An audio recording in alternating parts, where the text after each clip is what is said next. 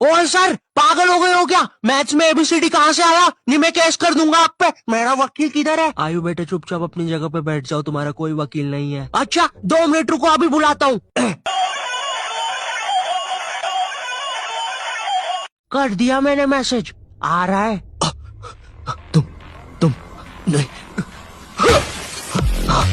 तुम मुझे कभी नहीं पकड़ सकते।